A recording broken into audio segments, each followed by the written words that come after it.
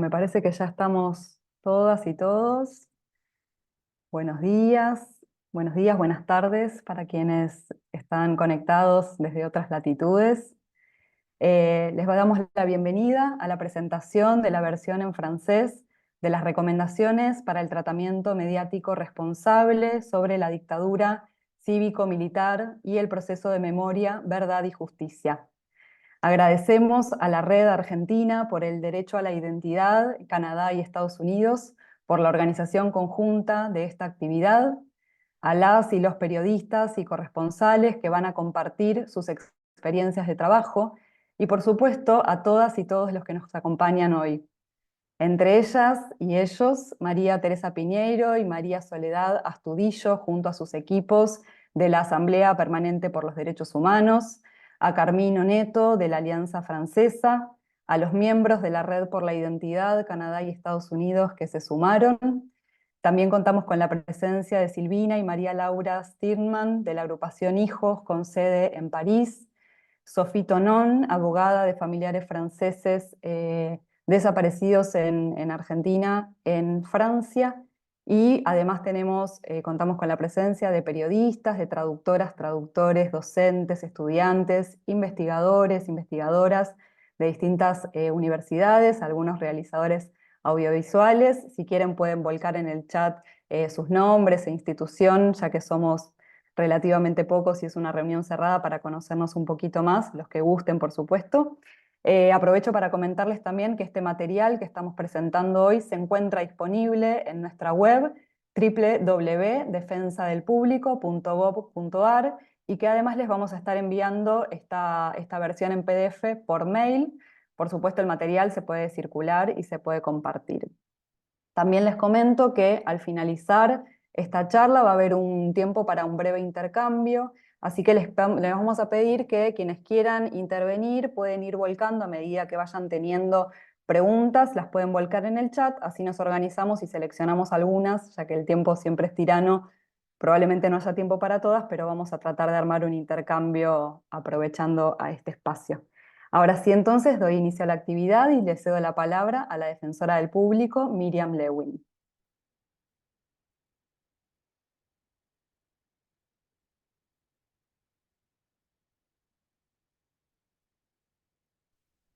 Voilà. Bonjour, messieurs, dames. Buenos días, buenas tardes, de acuerdo a la latitud en la que se encuentran. Ustedes saben, bueno, aquí está la fotógrafa, Daniela Andam, la fotógrafa de la institución. Ustedes saben que la Defensoría del Público, si no se los cuento, es un organismo creado en el año 2009, empezó a funcionar el 2012 por la Ley de Servicios de Comunicación de la Argentina, que considera a la comunicación como un derecho humano. Es una organización que recibe reclamos de las audiencias, principalmente de radio y televisión, pero recientemente, cada vez más frecuentemente y en mayor porcentaje de medios y vías digitales, plataformas, redes sociales, etcétera, de manera que hemos tenido que adecuarnos a estas nuevas épocas, teniendo en cuenta que la puesta en funcionamiento del organismo data ya de casi 12 años. Cuando asumimos esta administración de la Defensoría del Público, corrían épocas de aislamiento preventivo y obligatorio. Y una de las primeras cuestiones que quisimos encarar fue proveer recomendaciones. Nosotros no tenemos potestad sancionatoria y vamos por la vía pedagógica, por la vía del diálogo. Construir con quienes sabían de la temática, organismos de derechos humanos, abuelas, madres, hijos, nietos, académicos, sobrevivientes, organismos de derechos humanos y en ese momento el sector público también, la Secretaría de Derechos Humanos, la construcción de las recomendaciones para el tratamiento mediático responsable sobre la dictadura cívico-militar y el proceso de memoria, verdad y justicia. Y cuenta con una foto de la querida Tati Almeida en el Parque de la Memoria, hecha por un fotógrafo italiano Giancarlo Cheraudo. ¿Por qué decidimos construir estas recomendaciones? Porque más allá de quienes tienen un alineamiento ideológico adverso a la temática de derechos humanos y a las políticas de memoria y verdad y justicia de la Argentina, había muchos colegas, comunicadores y comunicadoras, que por desconocimiento de ciertas temáticas muy delicadas abordaban de manera incorrecta lo que tiene que ver con estas políticas. Les voy a dar un ejemplo. Cuando se trataban las apropiaciones, se hablaba de adopción ilegal. No se trata de una adopción ilegal, se trata de un crimen de lesa humanidad, se trata justamente de una apropiación, de una sustracción de menor, de una supresión de identidad.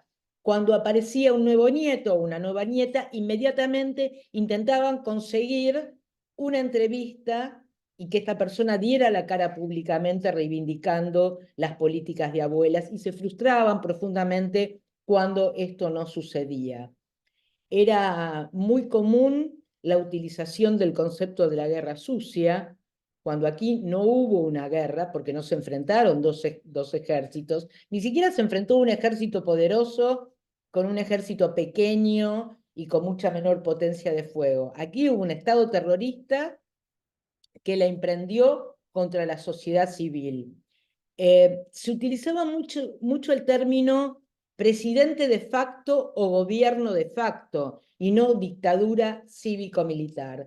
De manera que consideramos que había que reflexionar junto con periodistas que cubrieran la temática para poder abordar con responsabilidad y con sensibilidad. Había otras cuestiones éticas, como por ejemplo, ¿se le daba voz a los represores? ¿Es útil, es democrático habilitar un micrófono, una cámara o reflejar declaraciones en un texto de quienes habían cometido crímenes aberrantes?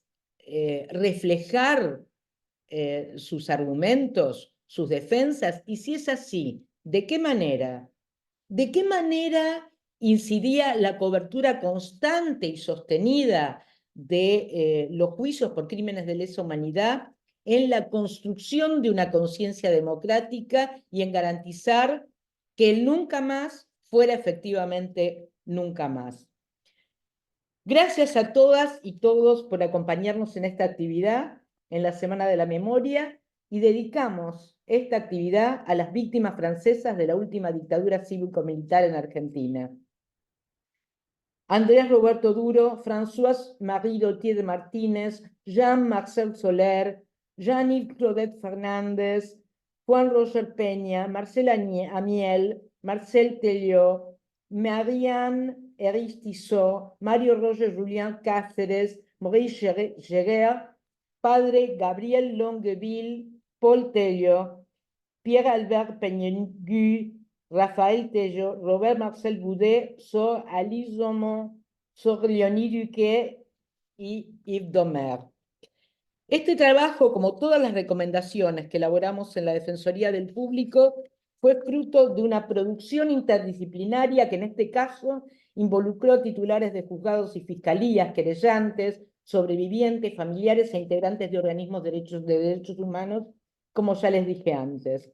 Este material se publicó originalmente en el 2021. Tradujimos estas recomendaciones al inglés, como hacemos siempre, y este año pudimos traducirlas también al francés.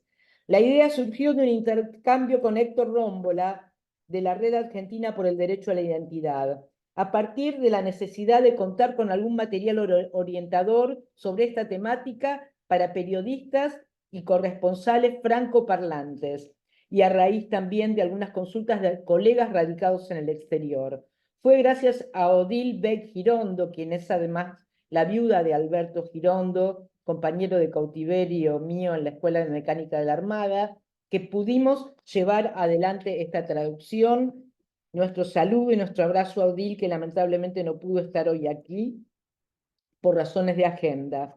La idea de este panel es compartir experiencias de trabajo en el abordaje periodístico de los derechos humanos en América Latina desde el exterior y los desafíos que encuentran las y los periodistas y corresponsales a la hora de llevar adelante esta tarea. En contextos como el que estamos viviendo, nos parece sumamente importante mantener nuestra labor y difundir herramientas para el desarrollo de un mapa comunicacional verdaderamente democrático en defensa de los derechos humanos. Así que muchas gracias por el interés y por acompañarnos. Avant, allez-y. Muchas gracias, Miriam. Ahora vamos a escuchar a Louis André Williams. Louis es periodista, corresponsal en Buenos Aires de Mediapart y L'Express de Francia y La Libre Belgique de Bélgica. En septiembre de 2023 publicó una investigación en 3 capítulos en Mediapart sobre las adopciones ilegales en Chile bajo la dictadura de Pinochet, visibilizando así las historias de las víctimas adoptadas por parejas francesas. Te escuchamos, Luis. Muchas gracias. Bueno, sí, mi intervención va a tratar más de mi experiencia en esa investigación en Chile, pero bueno, creo que puede ser una reflexión útil para la cobertura de esos temas de derechos humanos. Y bueno, les voy a contar un poco, un resumen rápido de qué se trata esa investigación. En 2014 hay una ola de testimonios en Chile de madres que cuentan que durante la dictadura militar, cívico-militar, en los años 70-80, les robaron sus niños y niñas. Esa ola de testimonios es investigada por un medio chileno que se llama CIPER y descubren que fueron esos niños secuestrados, niñas secuestradas, fueron adoptadas por parejas occidentales, sobre todo parejas extranjeras. Entonces, en el mundo entero se encuentran esas personas que fueron robadas muchas veces al nacer. Agrupaciones se crean, se juntan, se investigan, empiezan a investigar y ahí surgen primeros números. Primero surgen el número de 20.000, es una estimación, 20.000 personas que fueron robadas. Otras agrupaciones hablan de 50.000. Una investigación de la justicia también se abre al principio del 2018. Y ahora mismo hay más de 1.000 denuncias en esta causa y hay 0 condenas. O sea, estamos en un marco muy distinto del de Argentina porque no hay resultados de la investigación, sabemos muy pocas cosas de cuántas víctimas fueron y sabemos muy pocas cosas sobre el móvil, el porqué de todos esos secuestros, desapariciones forzadas de niños y niñas. Ahí van a ver que mi vocabulario conceptual no es tan preciso como es en el marco de la cobertura en Argentina, porque no fue tipificado en Chile. Se habla mucho en la prensa de adopciones ilegales, adopciones irregulares, robos de niños. Hay como, es mucho menos claro que en el caso argentino. Algo que quisiera contar, no sé si estoy bien de tiempo, sí, creo que sí, es que para mí una brújula que me permitió navegar en el medio de toda esta confusión fue la dimensión de género.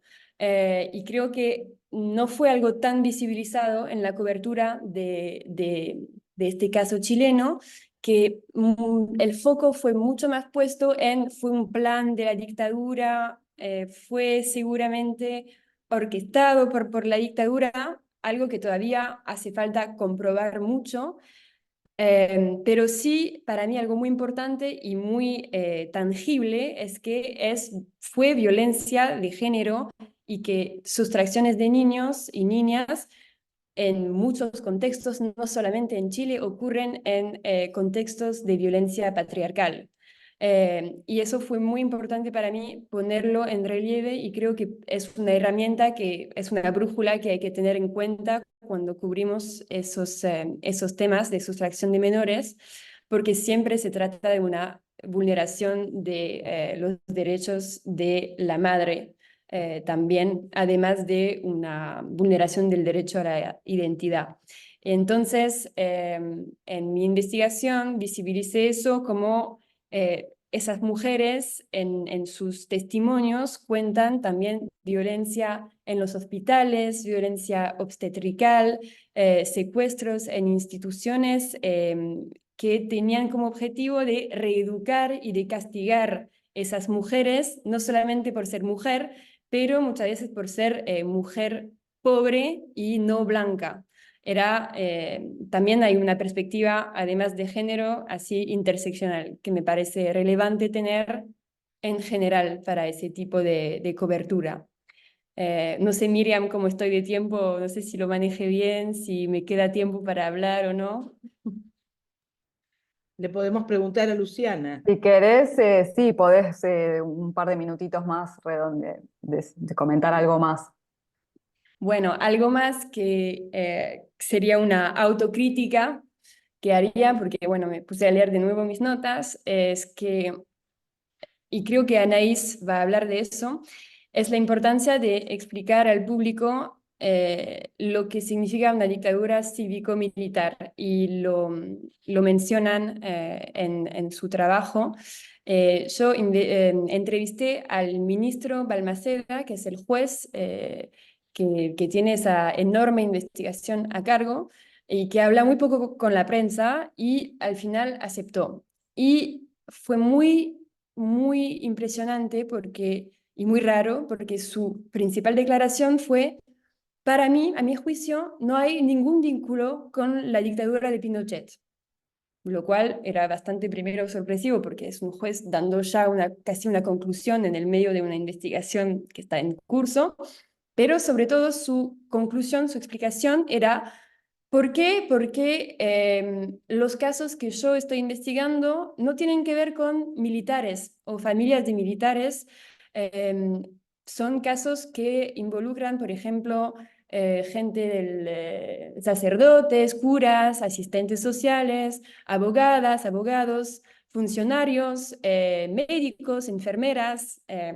Y fue una forma de decir: ok, acá no pasó nada que había que cuestionar, y lo hice en mi cobertura mostrando que había un vínculo entre el contexto de la dictadura y el hecho de que muchas personas de la sociedad civil participaron en esos hechos, pero releyendo mis artículos, es verdad que no puse, o sea, no usé esa palabra de dictadura cívico-militar, que permite entender por qué ocurren esas cosas, o sea, por qué ocurren esas cosas a la vista de todos, y no es solamente un Estado desde arriba que pone en marcha ese tipo de represión terrible.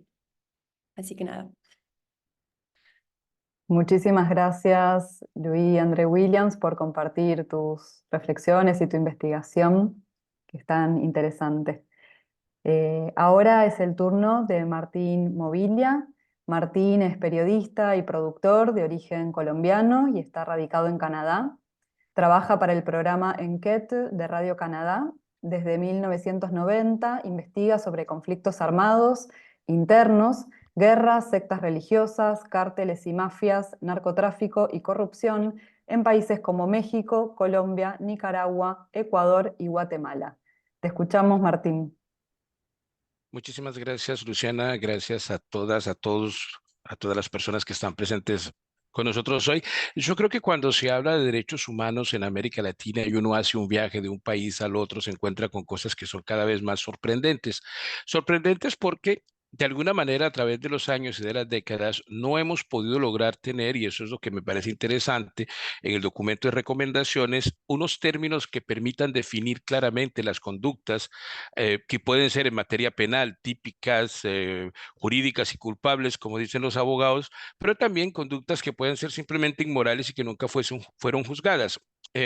Cuando uno se pasea, por ejemplo, por Guatemala, donde en la década del 70, 80 y 90 hubo miles de niños que fueron vendidos, literalmente, a europeos, canadienses y estadounidenses, es difícil encontrar siquiera una definición del término de robo de un niño, de adopción ilegal o de apropiación de menores, porque hay una parte que está pegada al conflicto armado guatemalteco, por ejemplo, donde los militares sacaban a los niños, como sucedió en América del Sur, se los entregaban a familias de personas adineradas al interior del país o los entregaban a extranjeros.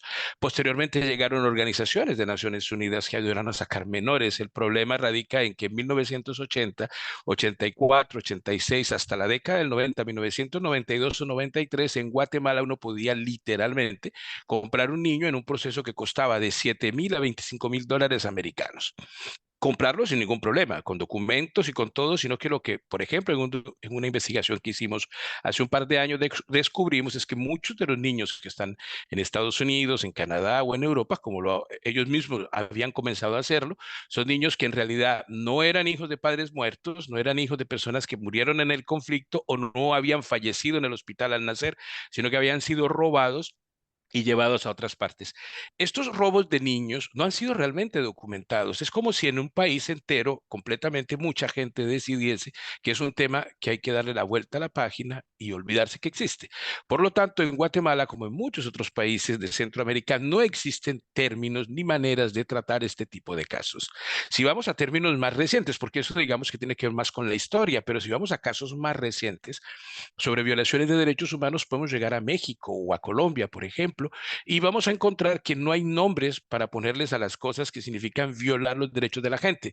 Entonces, las desapariciones forzadas comienzan a ser un poco esclarecidas en los procesos de paz, pero se van quedando en que los desaparecidos forzados son solamente aquellos que el Estado posiblemente se llevó, pero que nadie sabe quiénes son. Y cuando uno va a ver las cifras, encontramos miles y miles de personas que un día surgieron como simplemente desaparecidos de sus familias y que nunca fueron llevados a una lista general nacional que permita saber qué pasó.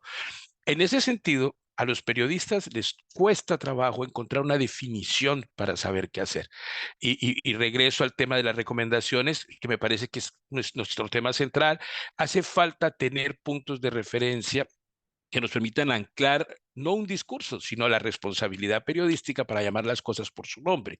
Es fácil perderse en medio de lo que uno va encontrando y que son las terminologías usadas oficialmente. Pues son los estados quienes las utilizan, son las fiscalías las que las utilizan, son las muchas ocasiones las defensorías populares quienes las utilizan y tratamos de encontrar siempre como maneras de llamar las cosas y se nos olvidan las víctimas, se nos olvidan las consecuencias, se investigan poco de dónde vienen las cosas. Hacía referencia a Guatemala porque como muchos de esos niños no fueron finalmente robados a padres muertos en el conflicto, entonces mucha gente considera que no son parte realmente del conflicto, sino víctimas de un crimen común, robo de niños.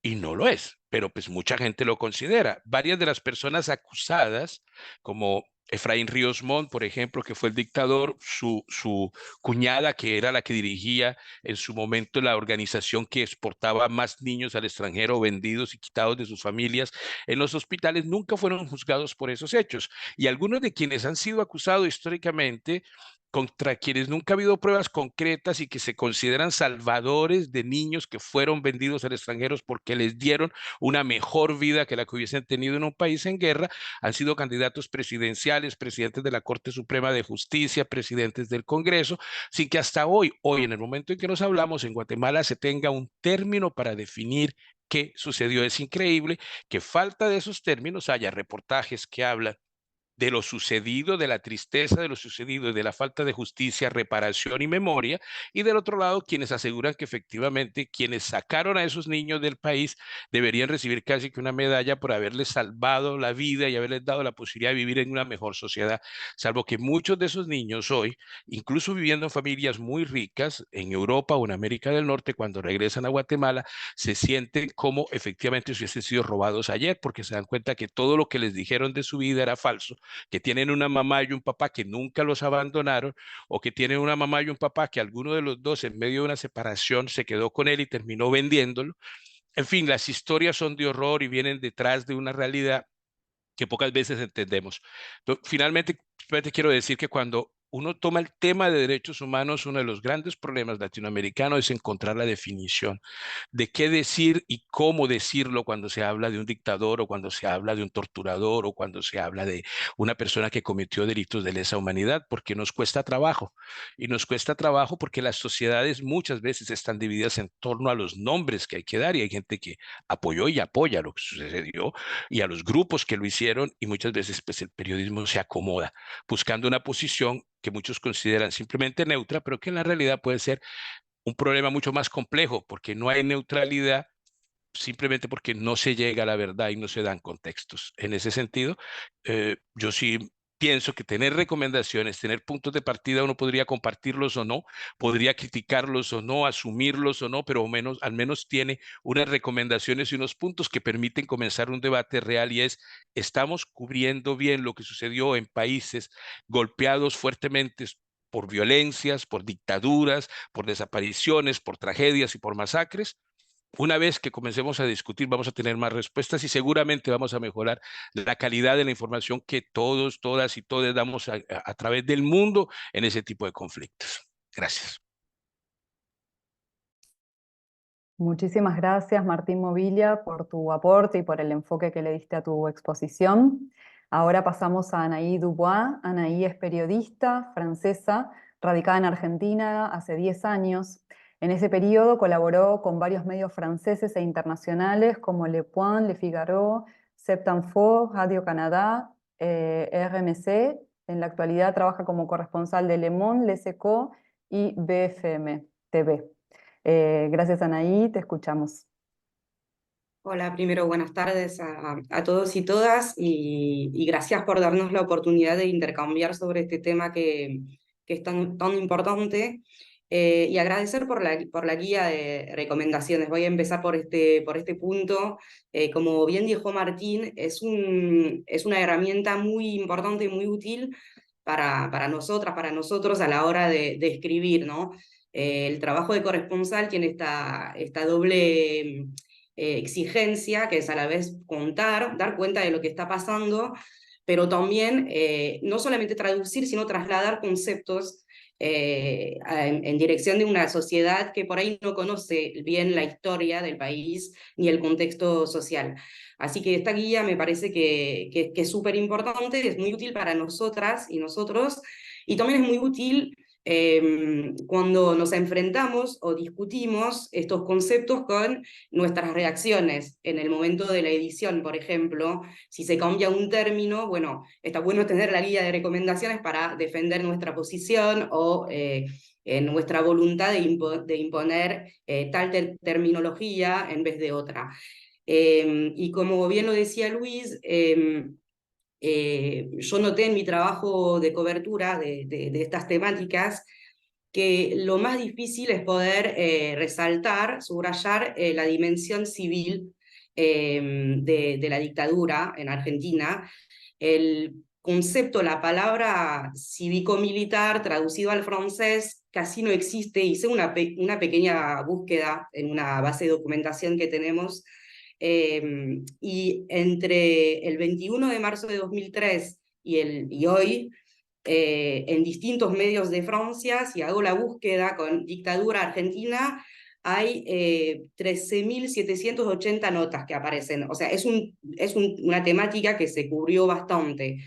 En cambio, si pongo cívico-militar o la traducción o las traducciones de este concepto, casi no aparecen notas con este concepto adentro, y cuando aparecen es en la boca de algún universitario, un investigador, y no en el propio texto del periodista. Entonces, es una dimensión, la dimensión civil, que si la queremos cubrir, muchas veces por una cuestión de espacio, de tiempo, etcétera, casi que le tenemos que dedicar una nota en sí. En mi caso, en el 2016 escribí una nota sobre el juicio a ejecutivos de Ford, y ahí pude poner en relieve esta dimensión civil y todo como el engranaje entre los militares, empresas y personas de la sociedad civil que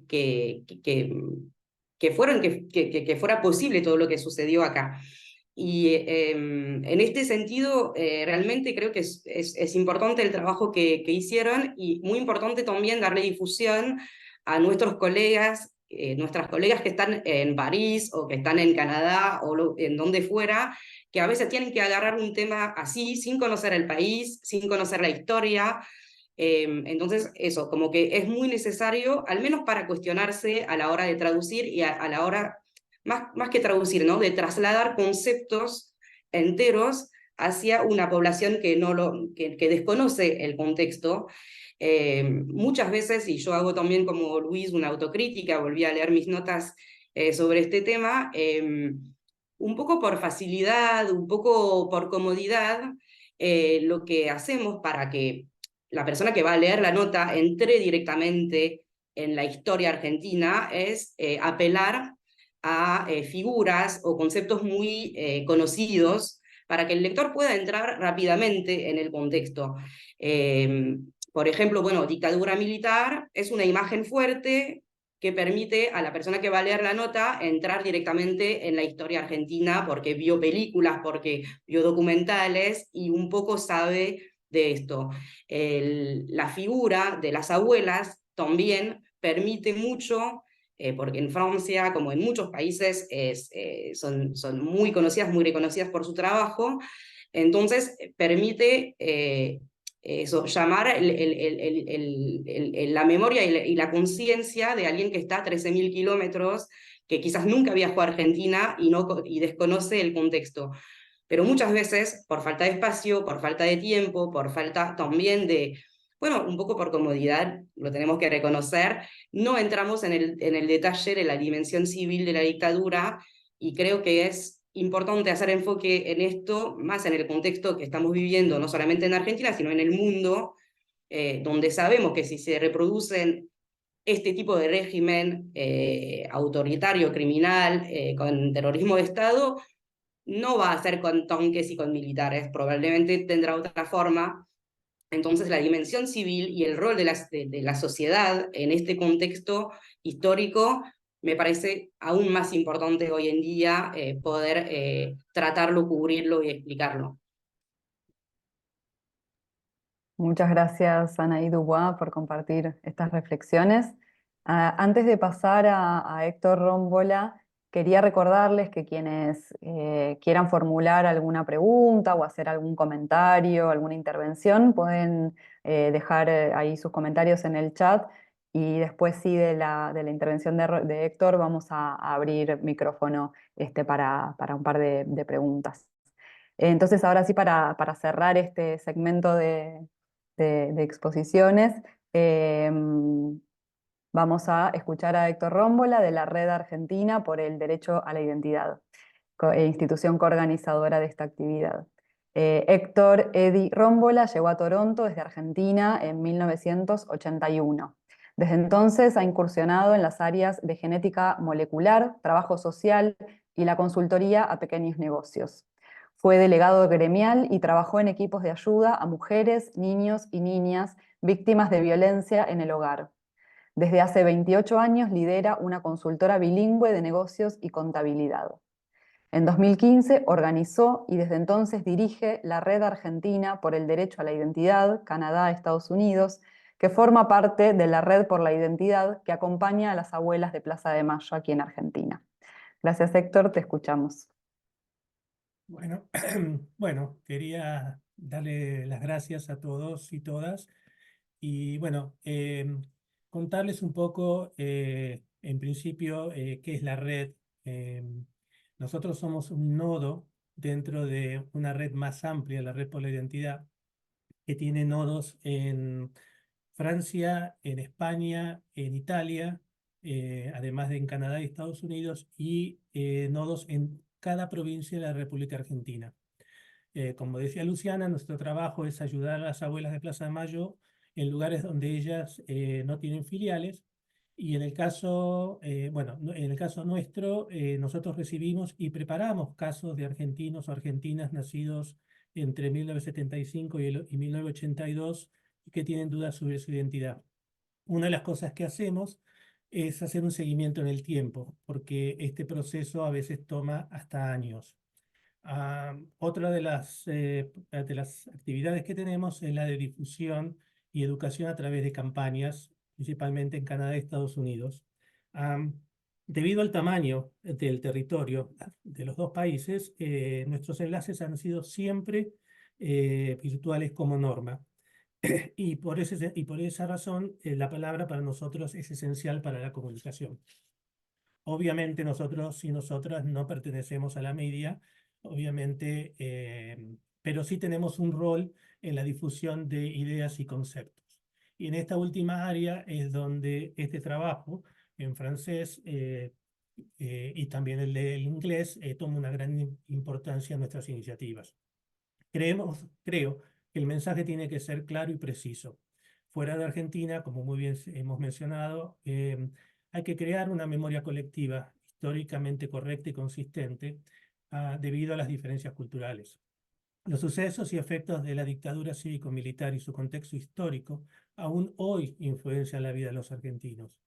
Es quizás no completo decir que son eventos que ocurrieron hace 50 años e históricamente separados de lo que ocurre hoy en día. Esa es una visión negacionista. Ejemplos de esa falacia es que aún hoy hay juicios de lesa humanidad que aún siguen y su continuo intento de suprimirlos. Hay también intentos de liberar a los presos, ¿no? Nuestra búsqueda de nietas y nietos desaparecidos con vida que caminan entre nosotros con dudas sobre realmente quiénes son, es otra prueba. Y uno no menos importante es el hecho repudiable que se supo ayer sobre la militante de Hijos, que fue privada de su libertad, golpeada y abusada sexualmente, lo cual es un calco de lo que ocurría en la dictadura. La vida política y social en Argentina es tan dinámica, tan vertiginosa, que por ahí escuché hace poco que se siente como que un día en la vida de Argentina equivalen a 4 años en la vida de los países nórdicos de Europa, ¿no? Y esto nos fuerza o nos responsabiliza de tener un mensaje sólido y sobre todo consistente. Si no, no es posible entender y transmitir lo que pasa en Argentina a un contexto culturalmente diferente, como es en este caso el público francés. No, esta obra en francés viene a contribuir justamente a la comprensión de ese complejo problema y que sigue ocurriendo en Argentina, donde ha vuelto el mensaje de odio y de demonizar a quien no piensa como el gobierno. En ningún país está exento de esta regresión. Los resultados electorales en Europa y en Estados Unidos, las guerras que se liberan hoy en día, y si nos parece válido imaginar la ironía de un día en Argentina son 4 años de vida en otros países, quizás estamos viviendo en Argentina lo que puede pasar en el mundo. Iniciativas como esta en francés, que ayudan a crear un puente comunicacional con la cultura y la lengua francesa, junto con el compromiso de miles, casi diría millones de personas, nos permiten pensar que este destino se puede evitar y en el caso de Argentina revertir.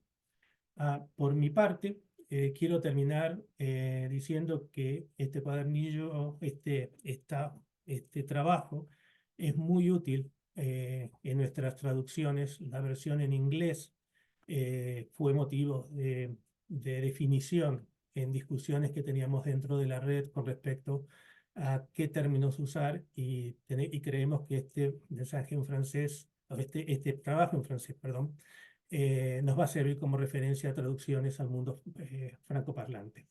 Bueno, muchas gracias. Merci. Thank you very much. Muchísimas gracias, Héctor. Bueno, damos entonces por concluida esta primer parte y ya tenemos un primer comentario de María Laura Stirman de Hijos París, que quería, bueno, hacer un comentario sobre lo que mencionó ahí, así que le pasamos la palabra a María Laura. Hola, gracias por este encuentro y todos estos temas que son sumamente interesantes. Yo quería decir sobre justamente lo que dijo Anaís, porque, bueno, yo soy miembro de Hijos París y nosotros nacimos paralelamente a lo que fue Hijos Argentina. Nosotros nos creamos en el 96. Entonces, ya desde ese momento tuvimos muchas posibilidades de hacer encuentros, sensibilizar acá sobre lo que fue la dictadura, la realidad argentina. Y justamente nosotros esas palabras que dijo Miriam con respecto a la guerra, al terrorismo de Estado, a los dos demonios, bueno, todo eso lo fuimos trabajando mucho y no había equivalencias en francés. Y en ese momento lo que hicimos fue directamente forzar el concepto, ¿no? O sea, por ejemplo, nosotros hablamos de apropiación cuando no se dice apropiación, pero ya como es una palabra que no se conoce y que pertenece a una realidad que ellos también no vivieron, también se fue imponiendo de alguna forma. Entonces, no tal vez en la prensa, pero más en el área de la militancia, ¿no? Y entonces eso funcionó y cada vez que nos preguntaban, nosotros explicábamos por qué no era un robo de una adopción forzada, sino una apropiación y traducido así tal cual. O sea, eso lo fuimos trabajando así. Otra cosa que le quería relevar de lo que se estuvo diciendo es que justamente lo cívico-militar también hay que compararlo con que acá esa parte tampoco ¿cómo se dice? Se trató a nivel histórico, o sea, hay muchos huecos también la historia, no sé, incluso la historia de la Segunda Guerra Mundial, no hubo un juicio hacia los civiles, y hoy por hoy nosotros yo pertenezco también a la CAF, que es la Asamblea de Ciudadanos Argentinos en Francia, y hacemos muchos debates, notablemente sobre, por ejemplo, la subida a la extrema derecha en Argentina, qué repercusión tiene en los países, qué perspectiva nos puede dar, justamente como decía Héctor, en los futuros cercanos a las próximas elecciones francesas, que todo el mundo teme que sea Marine Le Pen o quien representa al partido de extrema derecha, quien gane las próximas elecciones. Y en realidad también, o sea, fuimos o sea, analizando esto del neoliberalismo y su encraje en la historia del fascismo, justamente con personajes que fueron ideólogos del neoliberalismo, que ya tiene un componente violento dentro de lo que fue su imposición de un sistema capitalista con sus perros de guardia, digamos, que son la violencia estatal. Entonces son temas que no se han tratado necesariamente acá en Francia ni en Europa, y justamente por eso atrae mucha la atención de los analistas en este momento, en este contexto. O sea, no va a ser una dictadura militar, pero sí podemos temer una violencia estatal que imponga un liberalismo. Entonces todas esas cosas hay que verlas en esa perspectiva. Bueno, obviamente nosotros no teníamos la intención de hablar como un periodista, sino como un militante, entonces forzábamos los términos para que eso se imponga en la sociedad. Quería compartirle esta experiencia nuestra con respecto a lo que fue cómo hablar de la dictadura nosotros como estábamos creciendo en justamente la construcción de los conceptos. Lo fuimos haciendo así, de alguna forma lo imponíamos así, pero no era amplio como una difusión de prensa. Eso es lo que yo quería comentar. Gracias, María Laura, por compartir también esta experiencia del trabajo de ustedes. Bueno, mientras alguna más se anima, Miriam acá tenía una consulta para Luis, si podías dar un poco más de precisiones acerca de algún caso de apropiación de bebés en Chile y qué instituciones fueron facilitadoras de este delito y cómo, si pudieras dar precisiones de cómo se sacaban estos chicos y chicas al exterior.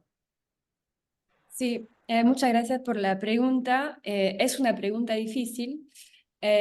Primero, hay una variedad de casos que es impresionante. Hay en algunos países, por ejemplo, el país donde más casos hubo y más investigación hubo fue Suecia. En el caso de Suecia, los adoptados chilenos de Suecia que descubrieron que habían sido robados, sustraídos a su familia biológica, la gran mayoría fue mediante una institución sueca pública que sigue existiendo, que se llama el Centro de Adopción Sueco. Tenía intermediarios en Chile que trabajaba siempre es una red de complicidad muy difícil de establecer porque enfermeras, enfermeros, matronas, médicos, jueces, como decía antes, ¿no? Abogados, hay como una cadena de complicidad que permitió que eso pasara. Pero sí hubo intermediarios, como en Sueca, por ejemplo, una mujer que falleció hace poco sin responder de sus actos, que se llama Maria Elgren, en Suecia, hay evidencia que muestra que ella fue un intermediario y que permitió, facilitó que salgan tantos chicos y chicas de manera totalmente ilegal y sin el consentimiento de las familias biológicas. Eso es para hablar del caso de Suecia. Después, cada país de destino tiene sus particularidades. En el caso de Francia, fue muy difícil investigar o encontrar un modus operandi, para decirlo de esa forma, porque en Francia hay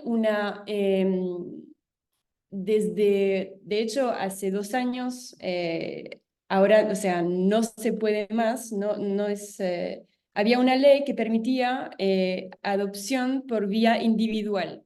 Eso significa que los padres adoptivos pueden ir por cuenta propia, por decirlo así, o sin pasar por instituciones oficiales autorizadas por el Estado francés.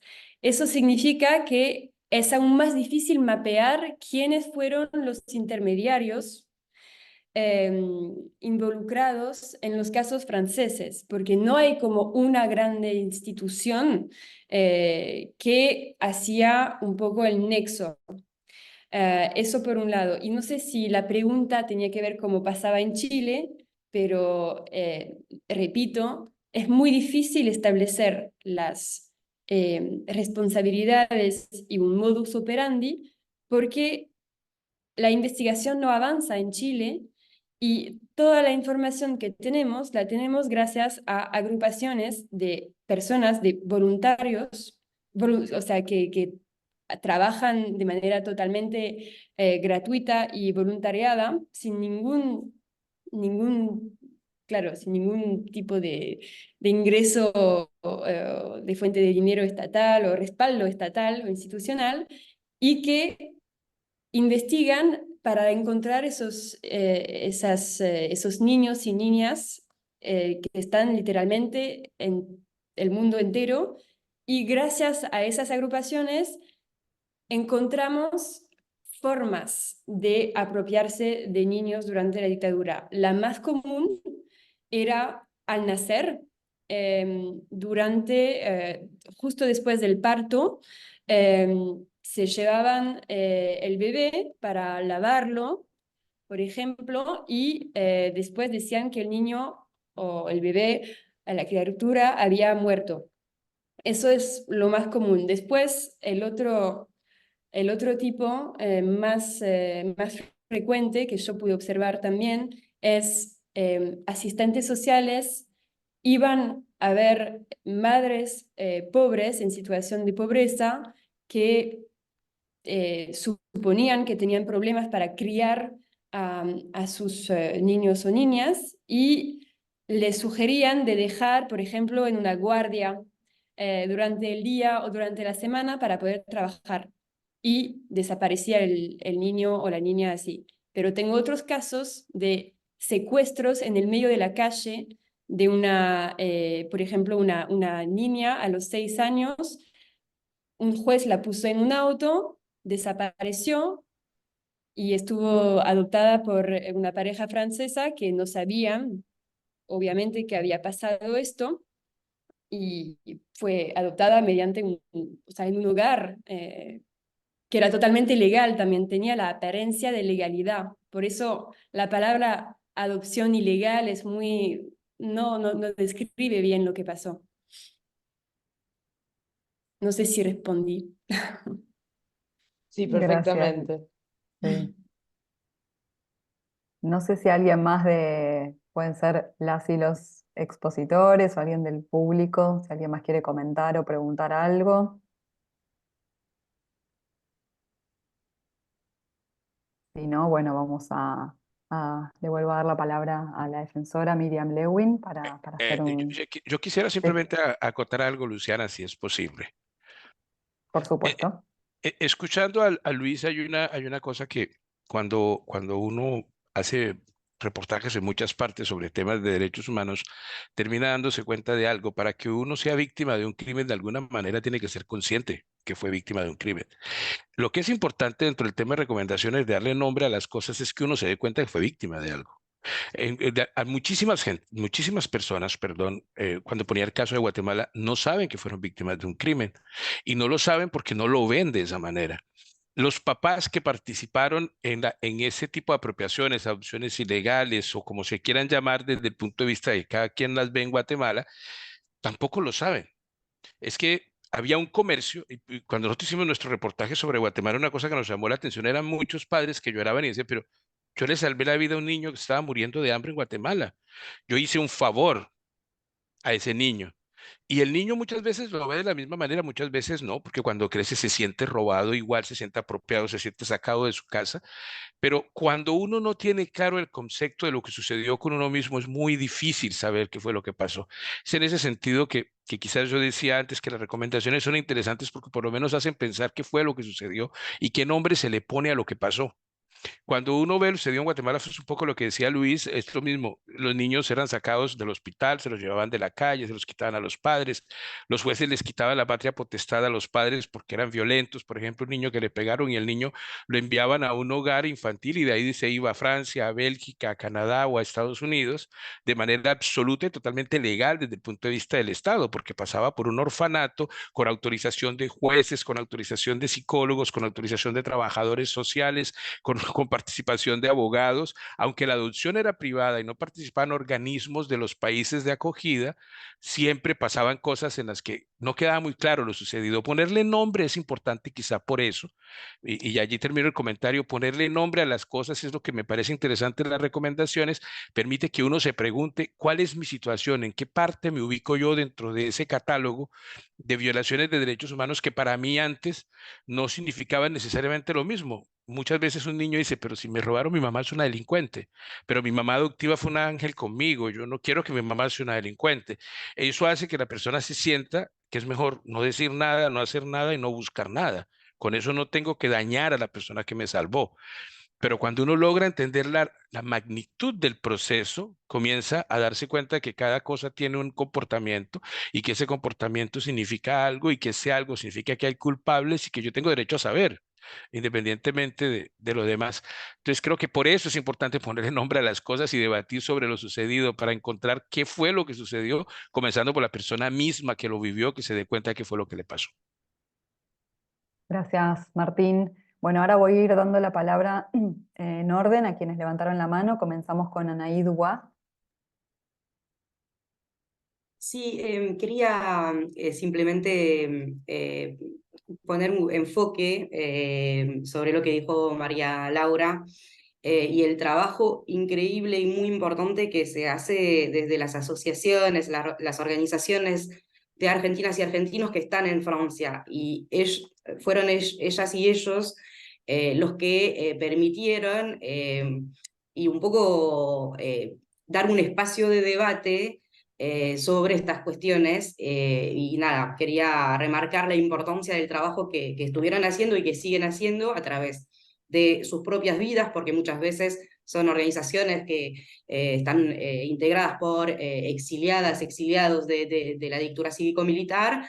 Entonces, desde sus propias experiencias, poder contar esto y también el trabajo pedagógico que estuvieron haciendo en la sociedad y en los medios. Es cierto que nosotros y nosotras como periodistas tenemos más alcance, alcanzamos a un público más amplio quizás, pero este trabajo de las organizaciones de argentinas y argentinos en Francia y chilenas y chilenos también, porque hay una comunidad importante también, es sumamente importante, sumado a todo el trabajo universitario que se pudo hacer.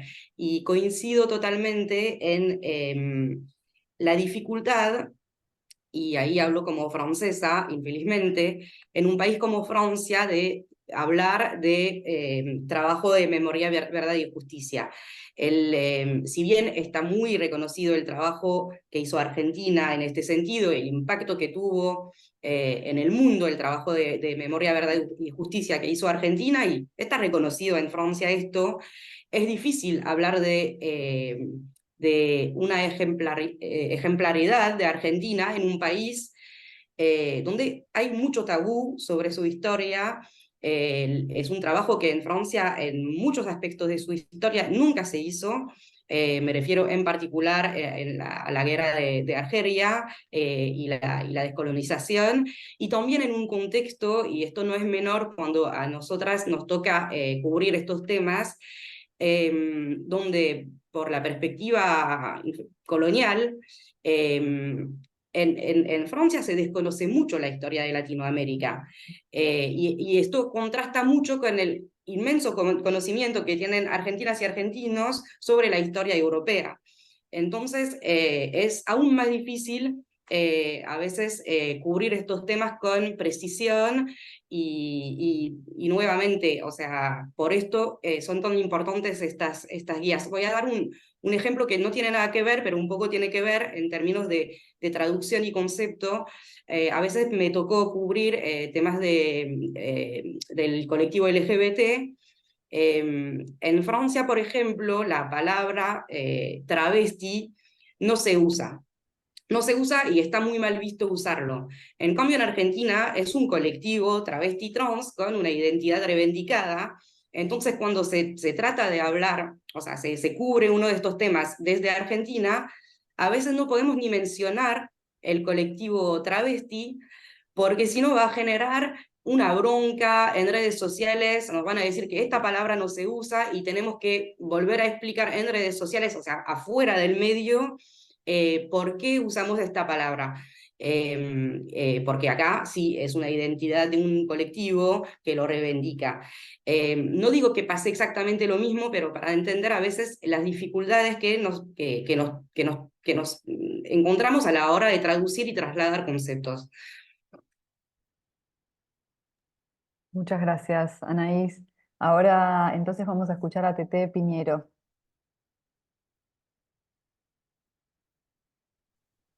Yo quiero agradecer a la Defensoría del Público. Tete, perdón, está un poquito bajo el volumen, no sé si a todos les pasa. Sí, se escucha bajito. Pero bueno, voy a acercarme entonces. ¿Ahora se escucha un poco mejor? Mejor, sí, perfecto. Bueno, primero quiero agradecer a la Defensoría y a la Red por Derecho a la Identidad por esta posibilidad de vernos y de conocernos y de intercambiar. Yo soy de la Asamblea Permanente y en este país, con el empate hegemónico, que tenemos un gobierno neoliberal, después entra un gobierno más popular y después vuelve al gobierno neoliberal, nosotros como APDH, durante el gobierno de Macri, logramos hacer este libro, no sé si se ve, a ver, no sé si se ve bien, no sé si alguien lo conoce, Tocar Fondo, 4 años de Cambiemos, bueno, que dejamos asentados todas las barbaridades que hizo el gobierno macrista, que al lado de este parece niño de pecho. Al que lo quiere se lo puedo mandar, se lo podemos mandar por PDF, pero bueno, esto ahora les puede interesar y podemos quizás lograr hacer algo que les venga bien también a ustedes, porque nos damos cuenta que tenemos que dar a conocer al mundo lo que estamos viviendo, porque la ola neoliberal, la ola libertaria recorre el mundo. Y así como antes, durante la dictadura, había un alza de masas, ahora la cosa se cambió y se permiten este tipo de experimentos espantosos como lo que estamos sufriendo nosotros. Entonces, lo que les quería contar, estamos tratando de hacer una red, de hacer como tocar fondo, pero para enviar al exterior, para que ustedes conozcan de primera mano lo que está pasando, que también les va a servir para evitar que no vayan los libertarios a sus países. Bueno, nada, tenemos muchos vínculos con ustedes y ustedes nos acogieron cuando tuvimos que salir afuera. Bueno, yo estuve en Ginebra y la verdad que agradezco, pero bueno, yo volví porque prefiero estar en Argentina. Y ahora la verdad que me pongo en duda si hice bien para vivir una cosa semejante como la que estamos viviendo. Bueno, muchísimas gracias. Me gustaría, si puedo, a través de la Defensoría, tener los contactos con ustedes y si la Defensoría le puede dar el contacto, en principio mío, pero es de la Asamblea Permanente. Les agradezco mucho a todos. Sí, por supuesto, Tete. También estaba Andrea Lince, que comentaba acá por chat que ella está haciendo un documental que se llama El Gen de la Identidad. Bueno, también vamos a hacer ahí los contactos correspondientes. Quienes quieran, queden dudas o comentarios, también los pueden mandar por mail. Hay una consulta del tema del PDF, lo voy a mandar por correo también, y ahora les voy a dejar acá el link para el acceso directo. Y le voy a dar ahora sí la palabra a Héctor, que había levantado la mano. Bueno, yo quería comentar algo, pero antes voy a hacer una cosa bien cortita para TT específicamente. Eh, este domingo la red fue invitada a una mateada organizada acá en Toronto por una organización nueva que lleva el nombre de Asamblea Permanente. Así que me gustaría entrar en contacto con vos porque si esta agrupación se mantiene, quizás sea bueno para ustedes encontrarse con este grupo. Lo que yo quería hablar era de mi experiencia con respecto a aquellas personas que tienen dudas sobre su identidad, para darle un contexto quizás más dentro de Argentina a cosas que se dijeron, ¿no? En el caso, la experiencia personal mía con los casos que he trabajado acá en Canadá y Estados Unidos, es que los países de destino no tienen en realidad una injerencia. Los apropiadores salen con los chicos con documentación falsa, en todo caso, o falsificada en el tema de que por algún contacto con el registro de nacimientos el documento es verdadero, pero tiene información falsa. En el caso de las personas con dudas sobre su identidad, esa dicotomía entre mis padres de crianza me trataron bien y me siento una víctima denunciándolos, es muy común, es extremadamente común, ¿no? Y cuesta un trabajo entender que la victimización vino a partir en el momento de la adopción ilegal, no en el momento en el cual la persona con duda sobre identidad va, entre comillas, traicionar a sus padres de crianza. Y eso es un proceso que toma mucho tiempo, ¿no? Y que a veces se puede revertir, otras veces lamentablemente se detona el proceso de buscar su identidad cuando los padres de crianza fallecen, ¿no? Por ese sentido de responsabilidad que tienen con una persona que en realidad infringió la ley para adoptarlos y no hizo nada, y ese es otro tema, no hizo nada estos 40 y tantos años para revertir el caso. O sea, uno puede equivocarse, somos todos humanos hace 40 y tantos años, pero es muy difícil justificar esa equivocación durante 40 años y no hacer nada.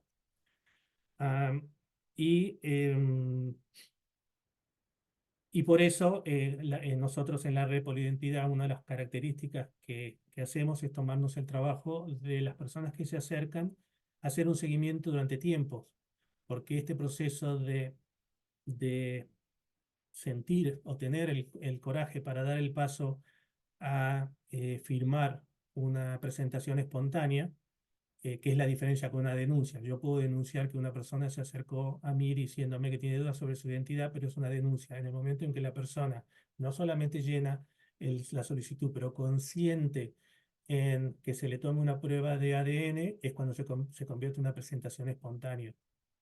Y esto a veces toma años. Por eso es importante entender el proceso por el que van, estas nietas y nietos, que no es tan fácil como un trámite para sacar un documento nacional de identidad. Eso quería agregar, para poner un contexto en Argentina. Gracias, Héctor, por compartir también tu testimonio. Bueno, gracias a todas, a todos por sus aportes, por sus intervenciones. Le voy a pasar la palabra a Miriam para que haga un cierre y bueno, quedamos en contacto por mail y por las vías que tenemos ya de comunicación y a través de la página web.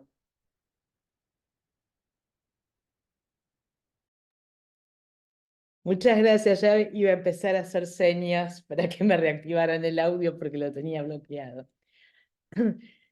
Llama muchísimo la atención la coincidencia. Ya recibí en mi oficina a integrantes de la querella española. Ustedes saben que aquí en la Argentina se está desarrollando con muchísimas dificultades una causa espejo a la que se hizo en la justicia española por el principio de la justicia universal para víctimas del franquismo, ¿no? Cuando no se podía juzgar aquí los crímenes de lesa humanidad, se juzgaron algunos de ellos en España y ahora se está haciendo lo mismo, porque a pesar de ser una sociedad democrática, hay muchas trabas para llevar a los tribunales a los genocidas de aquella época de la dictadura española. Y se han descubierto miles de casos de apropiación de bebés y de niños y niñas ahí en España. Y una de las dificultades que hay es precisamente vincular estas apropiaciones a la represión reinante, es decir, a que existiera una dictadura y que las distintas organizaciones con vínculos con la dictadura franquista tuvieran la facilidad de arrancar de las familias a estos niños y niñas para darles una mejor vida en familias que no fueran rojas ni que no fueran pobres y todavía miles de estos chicos chicas están siendo buscadas y pocos de ellos identificados. También con la complicidad de ciertos sectores conservadores de la Iglesia Católica sucedió en Irlanda, el fenómeno de las lavanderías Magdalena, donde eran alojadas chicas descarriadas, y está magistralmente contado en una serie que se llama La mujer en la pared, que si no la vieron, se las recomiendo porque, bueno, a mí me sorprendió mucho ver que en países supuestamente centrales esto se replicaba, es decir, existía la idea de que uno podía arrancar, apropiarse de estos chicos como si fueran, ¿no?, peor que mascotas. Creo que este intercambio fue muy enriquecedor para todos y todas. Les agradezco a todas las organizaciones y personas que participaron, que colaboraron en la construcción de estas recomendaciones y que concretamente en esta ocasión colaboraron en la traducción de estas recomendaciones al francés. Mis infinitas gracias a Héctor, que fue el de la propuesta, el de la demanda, el de la iniciativa, de la que rápidamente nos hicimos eco con la asistencia de algunas personas que completaron el trabajo, como Dil. Héctor también las hizo revisar y aportó sugerencias en Canadá. Ahora hay que echarlas a correr. A los y las periodistas que están presentes, les pido que las compartan con colegas que cubran esta temática que desde esta otra situación tan diversa a la de años anteriores se nos ha presentado como desafío aquí en la Argentina. Muchísimas gracias al equipo de la Defensoría que garantizó que la organización y la transmisión de esta actividad resultara impecable. Hasta la próxima.